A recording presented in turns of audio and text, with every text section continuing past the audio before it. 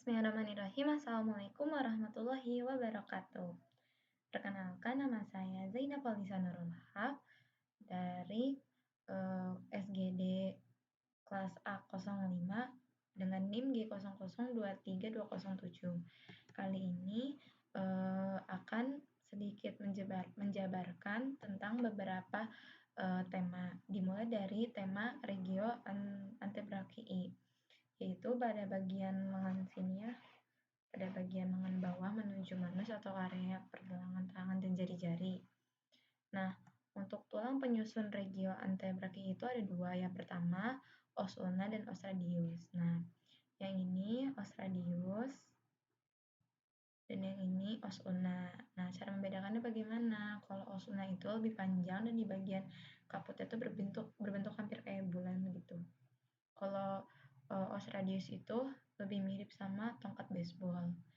Nah, untuk persendiannya yang pertama itu ada 3 macam artikulatio di bagian kubiti atau di bagian siku yang menghubungkan antara tulang humerus dan tulang radius dan ulna. Yang pertama itu ada artikulatio humeroradialis, yaitu dibentuk oleh capitulum humeri dan fovea articapituli radi. Nah, tipe persendiannya adalah globoidea.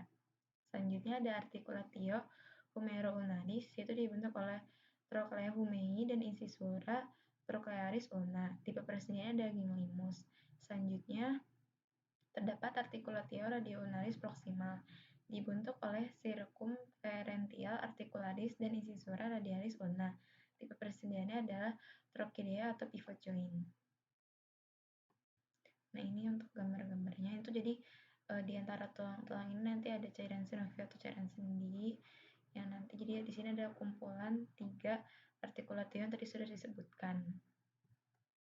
Selanjutnya untuk muskulus di bagian antebrakii itu di bagian ventral. Yang pertama itu di bagian superficialisnya ada muskulus pronator teres, musculus flexor carpi ulnaris, musculus palmaris longus, musculus flexor digitorium superficialis, musculus flexor carpi radialis. Nah, ini tuh dinervasi oleh nervus medianus kecuali musculus flexor carpi ulnaris. Nah, selanjutnya dulu ya. Ada lamina profundanya atau bagian yang lebih dalamnya. Pertama ada musculus flexor digitorium profundus, terus ada musculus flexor pollicis longus, dan ada musculus pronator quadratus. Diinervasi oleh nervus interosus anterior, cabang nervus medianus, dan nervus ulnaris. Untuk bagian ulnar, musculus flexor digitorium profundus. Nah, fungsi dari musculus antebrakii bagian ventral ini untuk fleksi manus. Jadi untuk gerakan tangan seperti ini. Selanjutnya, untuk musculus antebrakii bagian dorsal, yaitu terdiri atas bagian superficial dan bagian profundusnya. Pertama, untuk lamina superficialis itu ada musculus brachioradialis, musculus extensor carpi ulnaris longus, extensor carpi radialis brevis, extensor digitorium, extensor digiti minimi, extensor carpi ulnaris, dan musculus anconeus. Ini semua diinervasi oleh nervus radialis. Seperti kebanyakan namanya, itu sendiri juga menunjukkan fungsinya. Kita masuk ke bagian lamina profundusnya dulu ya. Nah, untuk lamina profundusnya sendiri ada musculus supinator yang nanti membuat gerakan supinasi. Selanjutnya ada musculus abductor pollicis longus, musculus extensor pollicis brevis, musculus extensor pollicis longus, dan musculus extensor idicis. Diinervasi oleh nervus radialis. Dan fungsi dari musculus antebrakii bagian dorsal ini untuk ekstensi, untuk gerakan seperti ini. Nah, kita masuk ke pembahasan lainnya, yaitu ekstremitas inferior. Kali ini di bagian ekstremitas inferior, saya akan menjelaskan tentang plexus.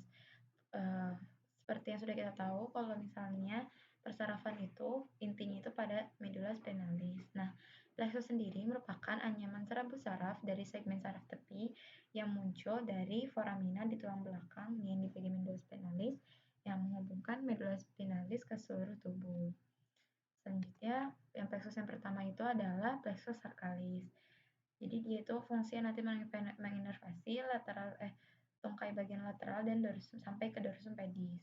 Ini tuh dimulai dari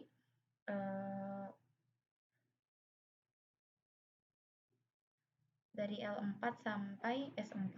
Jadi nanti tuh dari L4 itu ada percabangan posterior, ada divisi posterior sama interior. Nah, plexus yang penting itu pertama ada nervus ischiadicus itu percabangannya menjadi nervus tibialis dan nervus facialis. Terus ada nervus eh, ini glutei superior dan glutei inferior. Nanti juga ada nervus pudendus. Dan nanti itu tuh bakal menghasilkan persarafan yang nanti bisa buat sensorik atau buat motorik.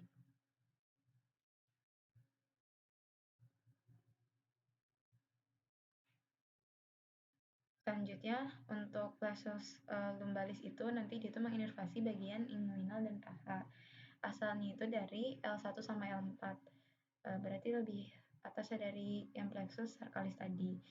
Nah, sebagian kecilnya menginervasi bagian abdomen dan musculus psoas, terus nanti tuh dia jadi nervus femoralis yang menginervasi musculus bagian anterior, dan ada nervus obturator yang menginervasi musculus abductor.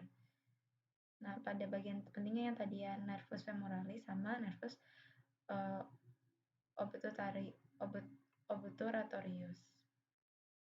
Selanjutnya ke pembahasan lainnya yaitu tentang topografi ekstremitas inferior. Kali ini saya akan bahas trigonum femoral, yaitu kayak area segitiga di bagian femoral.